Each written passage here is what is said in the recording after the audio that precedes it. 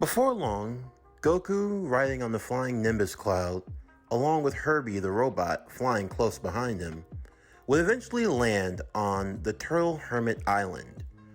From a distance, Goku could see that Master Roshi was already outside, and it seemed like there was someone with him. By the time they landed, he was able to see what was going on. Another young boy around the same age as him, bald-headed with 6 dots on his forehead and with no nose, was already training under the Turtle Hermit Master. When Goku arrived, Roshi would acknowledge him, wondering what took him so long. If you're wondering the reason for this, it's because in the original story of Dragon Ball, Goku, after the events of the first arc, would leave and go directly to Master Roshi's island. However, he went back home for 2 months. So, in total, the 8 months that he spent with Master Roshi was now cut down to 6, because he had spent the last 2 months recovering and spending time with his family, with Mr. and Mrs. Richards respectively, his little brother Franklin, and with Johnny and Ben. By the time he arrived, Krillin would have already been on the island training with Master Roshi. Now, as far as the relationship between Goku and Roshi in this story, it's relatively the same to how it was in the original timeline. The primary difference being is that Goku here is simply smarter. Now, I know I'm going to be saying that a lot, but you really have to take into account how naive Goku was at times. We're talking about a kid who, even by the age of 12 and 13 respectively, still didn't know or grasp the basic concepts, like the concepts of a difference between a boy and a girl, the concept of marriage, or even the more subtle innuendos that often went flying over his head. Now, because Goku was raised by Reed and Susan respectively, he still grew up to be a fine, pure-hearted, and respectful young man. It just means that, unlike the original Goku, who could have himself being taken advantage of by people with shady motives, he could easily see through the BS, so to speak. That means that Roshi couldn't waste his time with nonsense, like sending him out to go find a girl or a dirty magazine. No, Goku was wise enough to everything, and Roshi knew that it was wise not to waste his time. Plus, he had respect for him as he was also trained by Gohan. So because of that, Roshi wouldn't waste Goku's time nearly as much with the trivial things. Now, when it comes to Goku's interaction with Krillin, it would be far different from the original story. Originally, Krillin was sort of an antagonist to a degree, always trying to one-up Goku every which way he could. However, when he sees Goku and he sees him sporting that specific gi, blue with the Fantastic Four insignia, he recognizes it immediately. That's because in this world, the Fantastic Four are known worldwide. They're still a world-renowned superhero team. It's just that they now take place in the world of Dragon Ball. But the Fantastic Four are properly known and are popular, even to the likes of Krillin, who rather than viewing Goku as a rival, instead idolizes him, asking him questions about the Fantastic Four, their adventures, and all the stuff that they've gone through and all the things that they've done. Goku is polite, of course, and humble. He doesn't try to brag or take credit for anything he wasn't really a part of, although he had his fair share of adventures from time and again. All the same, though, their relationship is a lot more peaceful.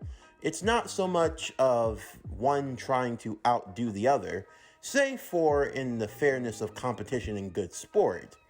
Also, because Goku is a fast learner, he's able to pick up with Krillin relatively quickly. Although the two are still close in power, I would say that Goku is just slightly stronger. However, the main focus of Goku's training would be trying to master that Great Ape transformation. After learning of his origin of being a Saiyan, it still left a lot more to be desired, especially from Mr. Fantastic, Reed Richards. They now knew what Goku was, but they still had no way of knowing what a Saiyan was either.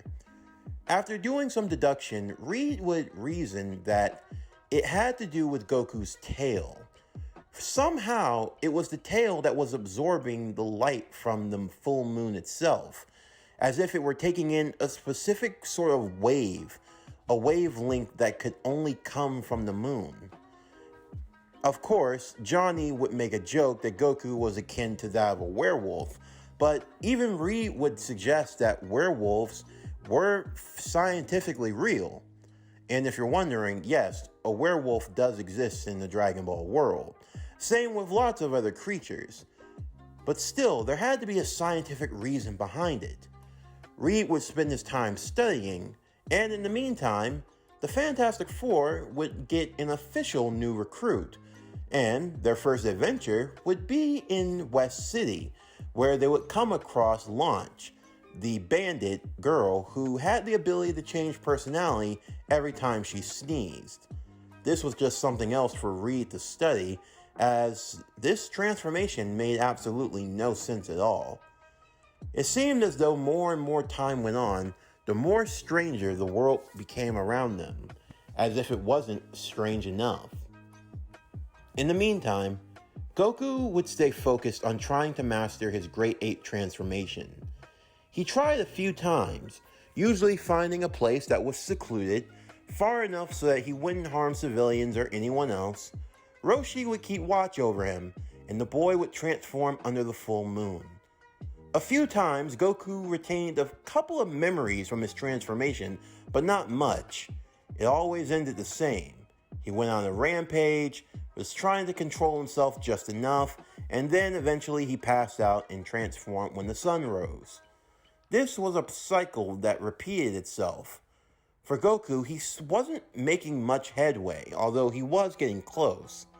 He felt like this power was something that he needed to master, something that he needed to understand.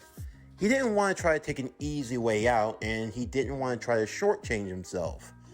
He wanted to know, to truly understand what it was that made him this way. Was this the power of a Saiyan to its fullest extent? What was his people like? What was his race like? Maybe if he got the Dragon Balls all collected together again, he could ask Shenron another question. Heck, even if the planet was destroyed, perhaps there were other Saiyans out there. He didn't really think to ask at the time, but then again, he only got one wish, and he got the basic answers that he needed. But next time, he'd definitely try to get more. For now, though, Goku and Krillin would continue their training, all the way up until they had finally reached a time where they were going to put their training to the test. An upcoming tournament, known as the Tenkaichi Budokai, or the World Martial Arts Tournament. This was going to be the 21st edition of the tournament, and as such, Roshi decided that it was best for his students to compete to see what they were capable of. Goku had sent out an invitation to Reed, Susan, and the others ahead of time, telling them about the competition and how he was going to compete. Of course, Reed and Susan were going to attend, along with baby Franklin. However, Johnny and Ben, well, they had other ideas. So you could say it was definitely a surprise when Goku and Krillin and Roshi arrived. Of course, Bulma had gotten an invite because she wanted to see her friend compete as well. And they were going to find out that more people were going to be participating as well. That being Johnny and Ben. Now, if it's not lost on you, it's very often that the Human Torch knows how to get on Ben's bad side.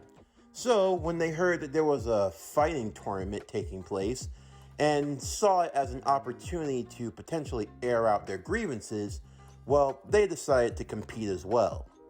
That meant that the Human Torch and the Thing were also going to be competing in the tournament. This shakeup would affect the final participants, with the final 8 moving on to the official tournament. That being Goku, Nam, Ben Grimm, aka The Thing, a young man by the name of Yamcha, who was known as the Desert Bandit, Johnny Storm, aka the Human Torch, Giran, a Dragon Man, a guy by the name of Jackie Chun, and Krillin, respectively. The brackets would be set up as followed. In the first round, Goku versus Nam. The second round, Ben Grimm, aka The Thing, versus Yamcha. Third, Johnny Storm versus Garan.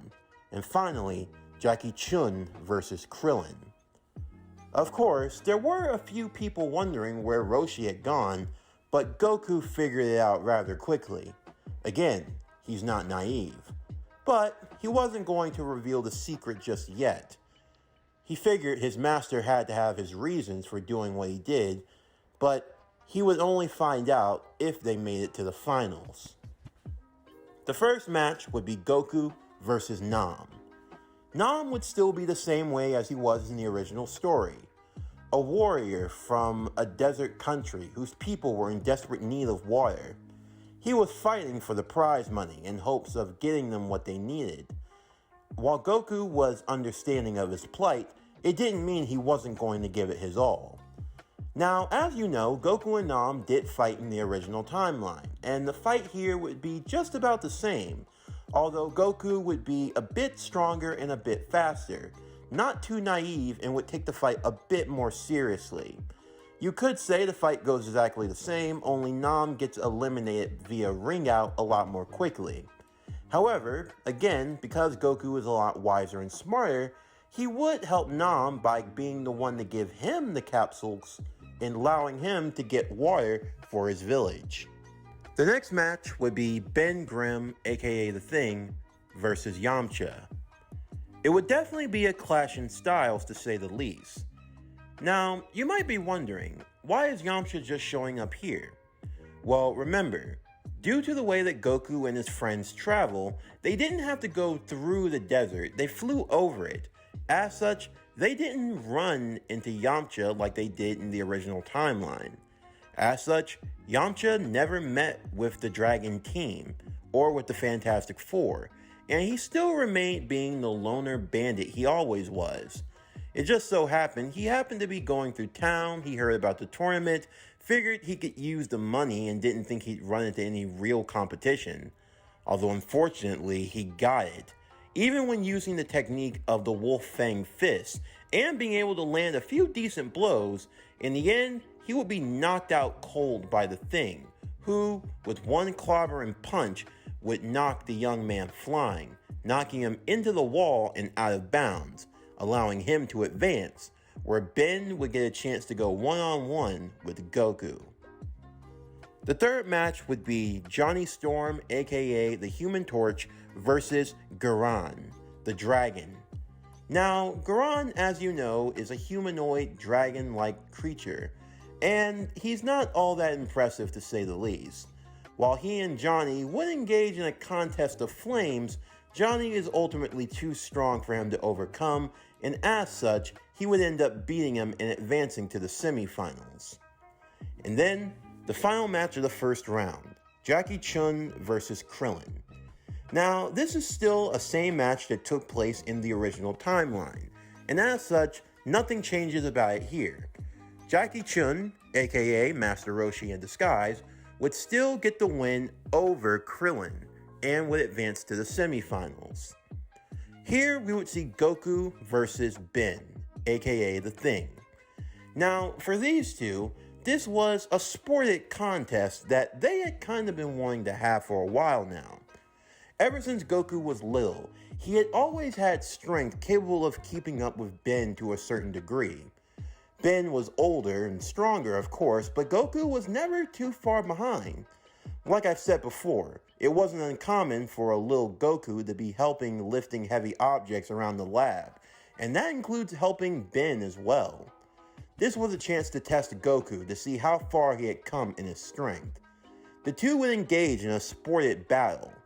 While Goku was taking more so the path of martial arts, Ben was more of an old school fighter, a brawler with a boxing background to say the least. Ben was able to stand firm like a mountain, almost impossible to move, and whenever he threw a punch, Goku had to evade effectively, because if one of those landed, he could be sent flying. The battle would be almost a test of speed versus strength, with Ben slightly holding the edge in that department. However, Goku would be quick-witted, and his battle IQ was nothing to scoff at. After a few evasive maneuvers and taking a few brunt attacks, Ben found himself on the edge. With Goku using his tail and wrapping it around his arm, he just ducked under his legs at the last moment before putting all of his strength into kicking Ben in the back, knocking him out of bounds and getting the win. While this match was definitely a contest of strength, it also showed and displayed Goku's level of battle IQ, which Reed was very keen to hone in on. While it seemed as though Goku had taken in his wisdom and his intellect, it also showed that Goku had another side of him. It was his battle side. It was something that he and Susan had noticed throughout the young boy's upbringing. Whenever it came to martial arts, fighting, or anything of that nature, Goku seemed to become a master. He excelled, almost in the same way that Reed excelled in science. But it wasn't like it was just something that came to him through training itself. It was as if it was something that came to him naturally. It led Reed to wonder, was Goku's race a warrior race? It had to be by the traits that were shown. It was also in the way that Goku's physiology worked. Again, Reed always made sure to watch over Goku, and as such, he always wanted to see how Goku's body reacted to certain situations. Now again, even for being as powerful as he was as a young child, there were some things that even the great Goku couldn't do. Sometimes he would push himself too far and would need time to recover. But whenever he did, he always came back a little faster, a little stronger. Now, you could say that happens with anyone when they're going through strenuous trial and circumstance, but Goku's development was almost otherworldly. There was one moment where Goku had been pushing himself too far, and he ended up getting hurt just a little bit. Now, of course, Susan was very protective of Goku, and she didn't want him to do what he did again.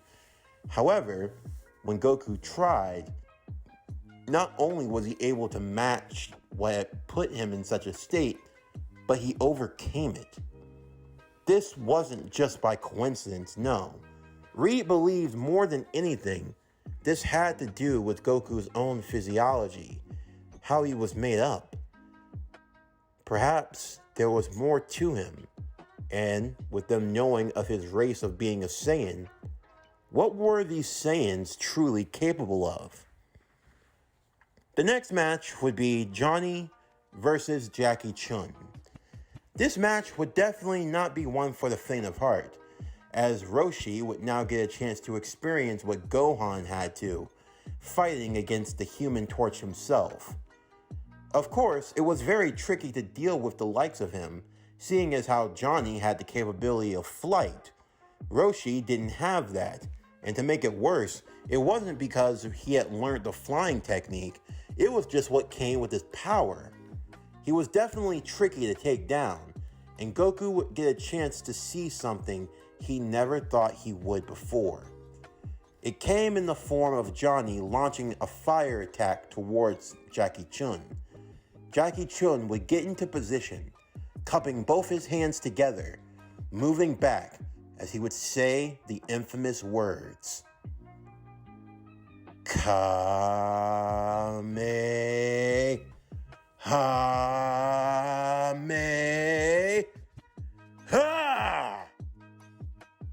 Master Roshi, unbeknownst to everyone else, disguised as Jackie Chun, would display one of the key aspects of using ki, that being energy manipulation in the form of the Kamehameha, or as is properly known, the Kamehameha wave. The Kamehameha wave would collide with Johnny's fireball attack, with Johnny pushing more and more of his flames into the fireball. Goku got a chance to see now what was akin to a beam struggle. Although it wasn't necessarily beam on beam, it was beam on flame. For Master Roshi, he was actually impressed.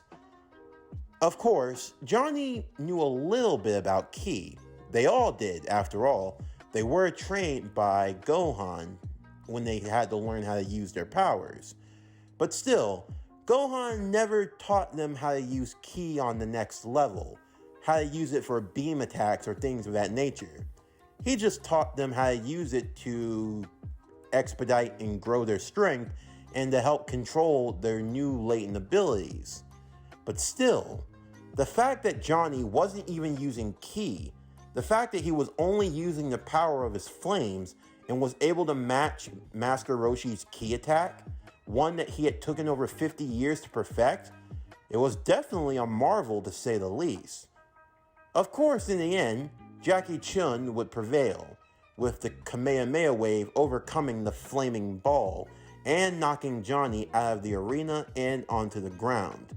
But still, it only showed that Johnny had a lot more potential within him. If he learned how to use ki properly on top of his flame powers, he would definitely be a force to be reckoned with. This would then lead us to the finals. Goku versus Jackie Chun. However, as they made their way into the ring, Goku would smirk as Jackie Chun wondered what was on the boy's mind. You smile even before you achieve victory. Are you that confident in yourself, young man? I wouldn't say that, but it's nice to be battling an old friend. Wouldn't you agree, Master? I see. You're as perceptive as always. Nothing gets past you. Hey, Goku. If you've known for so long, why are you only just speaking now? I figured you had your reasons. No need to blow your cover. But I'm already here, so there's no point in playing around. Why go through all this? Why not just enter in as yourself? You could say it was my way of testing you. I wanted to knock you kids down a peg. Huh? You're very powerful, Goku. This is true. However, you must know that there are even limits to what you can do. Remember, there will always be someone stronger than you in this world. No matter how far you climb, there will always be another level for you to reach. I was just a little fearful. If you had managed to breeze through this tournament with no ease, you may have felt as though there was no need for you to challenge or push yourself, that you would have already reached the pinnacle. I understand your thinking, Master, but honestly, I think you're selling me rather short if you think that that's what I would come to. My father's a well-known scientist, and even he knows that in the world of science, achieving perfection is almost a dead end. There's always ways to improve, ways to innovate, to go beyond, whether in the world of science or in the world of martial arts. I know for a fact that there is more to this world than just this tournament. There are other powerful foes, both good and evil. I am one of these world's protectors. I can't afford the rest of my laurels. And to be honest, there's a part of me that wants to keep going. I don't want it to stop here. I want to keep pushing my limits. I want to keep breaking barriers. I want to get stronger and keep getting stronger. I want to keep learning. I want to keep growing. So I don't view this tournament as the end. It's just a new beginning for me, and one that I plan to surpass. You are just the first level, and I plan to go beyond. So that's why I'm going to defeat you, Master.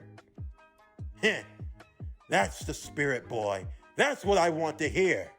But you should know, there are many levels in this world, and I will not let you get past so easily. So, show me, Goku. Show me what you're capable of. Show me that you want to advance to the next level. With that, the two would collide, neither one wasting time with theatrics or with displays of showmanship. Master Roshi and Goku would collide in an epic battle of proportion, the two of them trading blows and counters and strikes. For Roshi, he hadn't felt this invigorated since the last time he sparred against Gohan. He felt that vigor moving within him. His fighting spirit was now being set ablaze, and it couldn't be stopped. It couldn't be quelled, and Goku would rise to match it. The two of them would enter into a display of martial art that looked like a thing of beauty. For Susan and for Reed and for everyone else watching on, they were in awe, watching Goku as if he were in his element, as if this is what he was made to do. The fact that he and Roshi were able to go on and on, neither one of them backing down for even a moment. Just when it looked like Goku had the upper hand, Roshi would be able to counter. And just when Roshi thought he was getting the finishing strike, Goku would also be able to counter as well. Roshi attempted to finish it off with a Kamehameha wave. However, to his shock, Goku would simulate his very movements and launch a wave of his own. The two would collide in a beam struggle that was almost dead even. The crowd for the World Martial Arts Tournament was on their feet, yelling in excitement. The announcer was going crazy on the microphone as everyone else waited in anticipation. This is what I call a match, folks! The battle for the crown of the 21st Tenkaichi Budokai! Goku Richards, Jackie Chun, the finals! This is where legends are made, where dreams are achieved. This is where you taste the sweetness of victory and the agony of defeat. Who will be the last one standing? Who will claim to be truly the strongest under the heavens? As the two would continue on in their battle, the sun was now starting to set, and the moon slowly started to rise. Herbie would start to feel the alarms going off within him, and Reed knew what that meant. Tonight of all nights, a full moon? Goku and Jackie Chun were now deep breathing, both of them feeling like they were on their last legs. I have the reach advantage, Roshi would think. One well-placed kick should end it. I've got him on the ropes, Goku would think. I can finish it here and now. Goku! Goku! Huh? It was Herbie. You must be quick! The moon! It's a full moon! It's going to rise! You only have a few minutes! What? Why now? Why now of all times? Just when Goku thought he had a chance. If he transformed, these people, they could all get hurt. But what was he going to do? Did he have enough time left? Could he get the victory and get out of here? The moon was slowly starting to rise to its fullest peak. Goku knew he didn't have enough time to waste. Roshi looked on at Goku before Goku did the unthinkable. This was definitely a good fight, Master. I'm thankful. And I hope we'll get a chance to battle again. Promise me. Of course. But why do you sit? Goku would step out of the arena. Just as the people were feeling as though the battle was going to reach an all-time crescendo, it ended abruptly. Some people were confused, some even booed. But Goku was content. He quickly made his way inside before bowing to the people. I'm really sorry, everyone. I promise I gave it my all, but I just don't really have a way of beating him. I concede. I lose. Roshi was given the victory and the prize money. But just as quickly, everyone else would join Goku inside. Hey kid, why would you do that? Ben would ask. Yeah, Johnny would say. I felt like you were really on the cusp of getting it done. Goku! Krillin and everyone else would come in as well. Goku assuring them that everything was fine. I'm sorry, guys. I just didn't have enough time. And I didn't want to take that chance. Reed and Susan would pat Goku on the shoulders. You made a very mature decision, Goku. I know that you'll master that power in time, but still, it was wise of you not to put the lives of the others at risk. Yes, indeed. Roshi would now come walking around the corner. You are truly wise, young man. I see why Gohan held you in such high esteem. Truly, you have exceeded beyond my expectations, the both of you. I am truly honored to be your master. You did so great, Goku, Bulma would say as she gave him a hug, causing Goku to turn bright red at this, and something that Johnny picked up on instantly as he nudged him on the shoulder. I'm supposed to be the flame guy around here. It looks like you're the one that's turning beet red. Shut up! But hey, we've got the news for you. News? What news? Well, Reed would say, me and Susan have been talking it over for a while now, and we've decided to make it official. We're both going to be retiring from the Fantastic Four. You're what? Goku couldn't believe it. But I thought you guys were going to come back. Well, at first that was the plan, but we've been talking it over, Goku. And I think it's best for the both of us to focus on being the best parents we can be. We've had our adventures, and we're grateful for them. And if the world ever needs Mr. Fantastic or the Invisible Woman, we won't be too far away. Yes, but now we feel as though it's time for the next generation to step in. You and your friend. Huh? Bulma would smile as she quickly had come back from where she had gone to change clothes. Ta-da! What do you think, Goku? Goku would be surprised as he saw Bulma was wearing, instead of her trademark yellow skirt, a blue one with the live symbol of the Fantastic Four. Wait, that means you're... I decided to join. What do you think? It's amazing, but I thought you didn't want to join the team. Well, I mean, I had so much fun with you the last time, and I figure maybe I could help do a lot of good in the world. Besides, another spot's available, and who better to take it than me?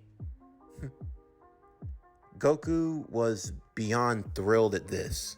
To have one of his friends joining along with him as a part of the new Fantastic Four, it was beyond exciting. Everyone was happy in that moment, as they all decided to go out to eat and to celebrate. Of course, they had to make sure that Goku's eyes were covered so that he wouldn't look into the full moon and transform. But all in all, the festivities of the night was definitely one to be remembered. However, despite all of the joy that was around them, there was still those in the shadows looking to make their move. It all started a few days later. Goku and Bulma would be walking down the sidewalk in the city of West City. Of course, they didn't have anything planned for the day in particular, so they thought that maybe they could just spend time hanging around like they always did. However, as they were walking, they saw what appeared to be a flying cat. It was yelling and shrieking for help. Help! Help! Someone! Anyone! Help me! Hey, are you alright? Goku would ask. The little flying creature would move to Goku immediately with pleading eyes, desperate for help. Please, you have to help! It's my friend Yamcha! Yamcha? Goku had to think. He had heard that name. Yeah, the guy from the tournament. What's up with him? He's been taken. Some mean people, they kidnapped him. Hold on, he got kidnapped? Bulma would ask. Yes, please. They sent me away. They took him off and flew off. Please, I need help. He's my friend. Okay. We'll help you. Can you tell us anything about them? The people who took him. All I know is they had a ship, like a flying ship. They threw him in. It had a symbol. A symbol? Mm-hmm. Like 2 red triangles with 2 R's. What? Bulma would quickly take out a piece of paper and a pencil. Did it look something like this? Yeah. Wait, Bulma, Goku would ask. What is it? Do you know? It's not good. Your friend just got taken by the Red Ribbon Army. The Red Ribbon Army? Yeah. They're dangerous people, Goku. And if they just kidnapped him, whatever they have planned, it can't be good.